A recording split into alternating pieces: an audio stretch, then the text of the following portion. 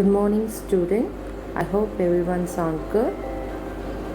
Today we are going to see the part 2 session of What is History. Now a small recap on What is History part 1 video session. History is a study of past events in a chronological order. The term history has been derived from the Greek word historia, which means learning by inquiry. New term you learned, proto-history, which means the period between the prehistory and the history. The period for which records is written or available but not at deciphered is called a proto-history. The word deciphered means encoding words where we can understand little difficult. But here they mention but not at deciphered means we couldn't understand what they had written. The time in history is calculated in the years using BCE or CE, which stands for Before Common Era or Common Era.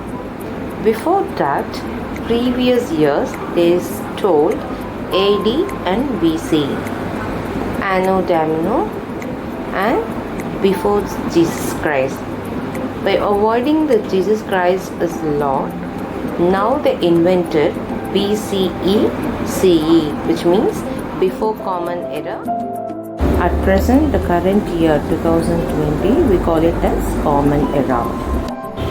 Herodotus is known as the father of history because he was the first historian to collect and systematically document events and create an account. So he called us father of history. If you see the sources of history where we can get the evidence is divided into two parts as archaeological sources and literary sources. Archaeological sources nothing but Tolpurul Araichi. And now recently Sivagangai, Keeladi, lots of evidences we are finding. Same like that, the archaeological sources are divided into 4 categories: coins, நாணயங்கள், inscription, கல்வெட்டுக்கள், monuments, நினைவுச் சின்னங்கள், artifacts, கலைப்பொருட்கள். Through this, we found lots of evidences about our ancestors. Literary sources, இலக்கிய ஆதாரங்கள், which can be divided into 2 categories: secular literature, மதசார்பற்ற இலக்கியங்கள், religious literature, மதசார்புடைய இலக்கியங்கள். Again, religious literature can be divided into epics and devotional literature, where we can see the cultural, social and economic status of the kings in the past. Now we are going to see the case study of the Emperor Ashoka. How the Emperor Ashoka became known person to the world. The most famous ruler of ancient India was the Emperor Ashoka. He spread the Buddhism different parts of Asia. After the Kalinga War, he gave up the war totally. He devoted his life to spread the message of peace and dharma. He is the pioneer who did the service for the public.